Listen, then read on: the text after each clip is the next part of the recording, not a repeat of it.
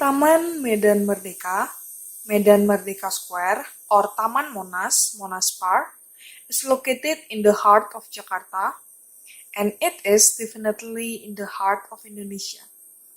Give your thanks to Dendels, because without him, Indonesia would not have this famous park, which is the largest park in the world. Governor General Herman William Dendels built this park in the early 19th century and named the park Sam de Mars, that was used for military training at the time. In 1818, under the administration of Sir Thomas Stamford Raffles, the name of the park was changed to Konings Plein, King Square, since nearly every Dutch Indies governor-general started to inhabit the new palace. Batavians, on the other hand, called the park Gambir Square, since there were a lot of gambir tree in that area.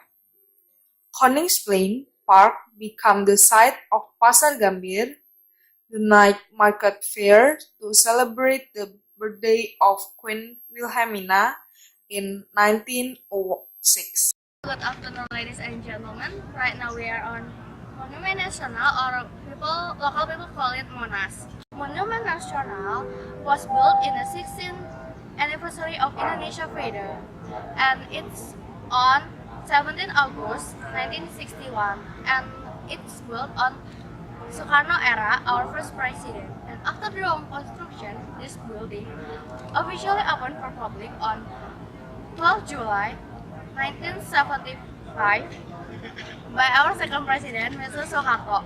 And the main reason why this monument was built, because Mr. Soeharto wants to build a monument like Eiffel Tower. So if there is a guest from another country come to Indonesia, they can see it, because this monument was built in front of his office. Because they want to build a monument to describe the Indonesia identity, and another reason is they want to build the monument as a symbolize to appreciate the Indonesia people struggle to reach our freedom. Back then, why this monument shaped like this? Because Mr. Soekarno held a contest to design one monument, and on the first quarter, Felix Silaiban wins the contest, but Mr. Soekarno still didn't satisfy with his design, so he opened the contest again, but still didn't get any design he likes, and the committee back again to the Felix Silaiban, and they said they want to build a monument like Felix Silaiban design, but the committee said it should be postponed because Indonesia economy is in the bad situation on that era, so they postponed this construction, and it's built again when the Indonesia economy is better. On this 132 meters high, there is many special elements that has special meaning in each element. For example, there is a flame shape on the top of National Monument, and it's decorated with the real gold, and it's decorated with 50 kilograms real gold. You can imagine, like, wow, there is so many money on that monument. And that flame shape looks like a blazing fire, and it's meaning that Indonesia people struggle against the colonial, blazing excitedly like that symbol. And the other meaning is from that gold flame shape until the corner, you can see on the top of that, it is 70 meters high, and it's meaning like Indonesia was born in the 16th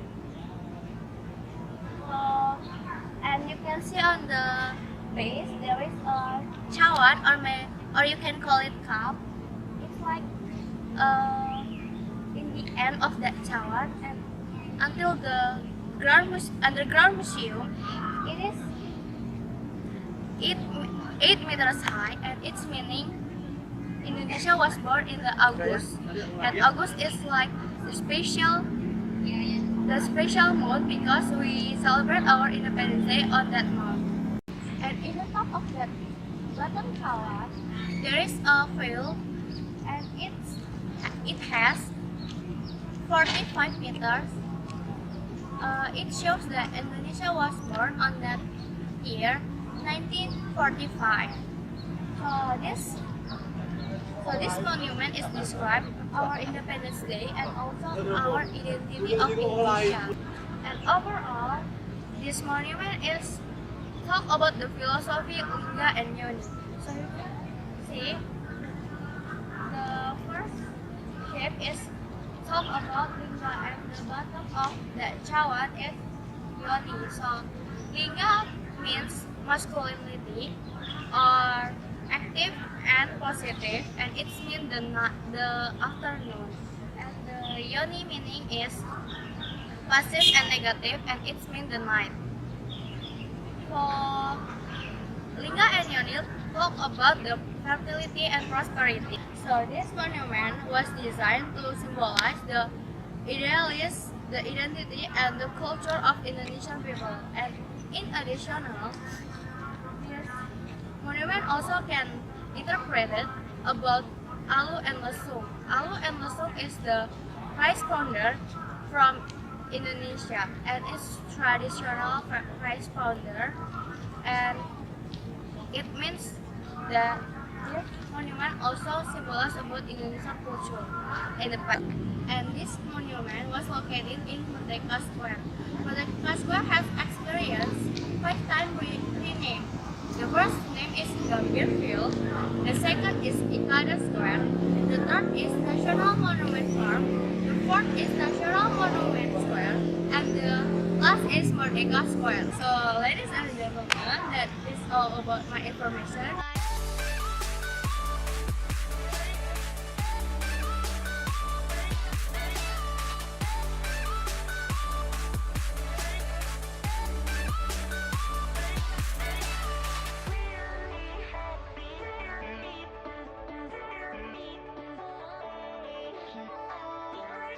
Good morning, ladies and gentlemen. On behalf of TRISAKTI Tour and Travel, I would like to introduce myself. My name is Meliana Octavia Riady. You can call me Meli. Today we are in Monas. In surrounding of Monas, there's four statues. It's one of them is Kartini. Kartini is a woman emancipation figure, which is her day. The world of woman is still underestimated. The Kartini statue can be found in the eastern part of Monas, firstly leading to Gambir. In the courtyard, there are 3 statues with different part positions. One of statue is described he was thinking, and one of statue he was breastfeeding.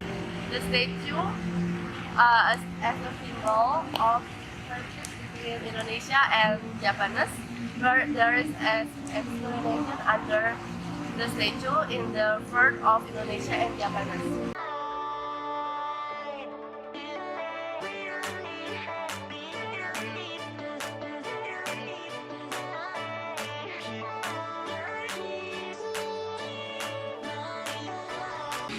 And now, we are in measuring 25 by 25 meters. It's designed as part of air conditioning system and to beautify the Merdeka Square. There is a statue of Diponegoro.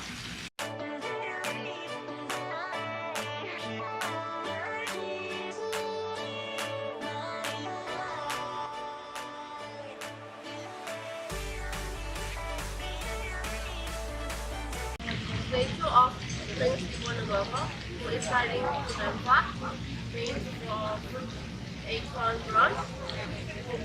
Women were from Professor Kokopato as donation honorary general structure. The meaning why this statue saved Prince Diponegoro is because he did guerrilla war. The war women that face up and lost. So because his good strategy of war, Mr. Soekarno-Hatta, as our first president in Indonesia, want to make this statue in here. Not only this statue in here, but also 3 statues in here.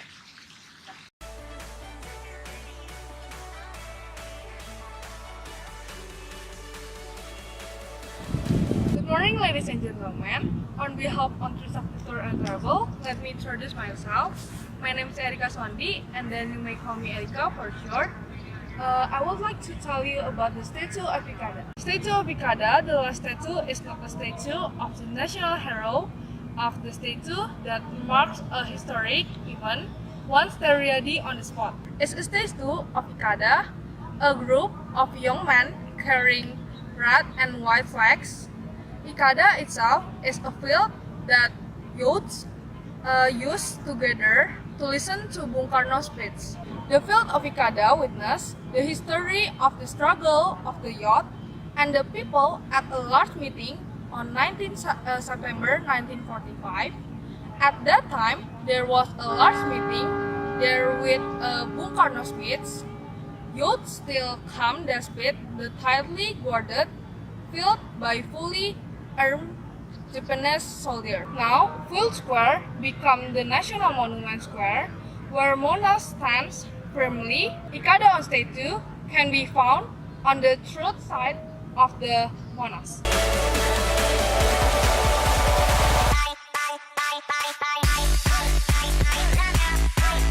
The statue about Muhammad Thamrin, or better known as Thamrin. Thamrin is a Betawi public figure, has thought about the nationality that is widely adopted until now. The statue of the Thamrin was born in Jakarta, 16 February 1894, which later became a politician in the area of Indies, as well as the first Betawi of the public figure members of the folk song. In the Indies, presenting in this group, in addition, in the world famous politics, he is also the one public figure important in the world of football Indonesia. Thamrin is once donated 2,000 guilders in 1932 to build a special football pitch for indigenous community.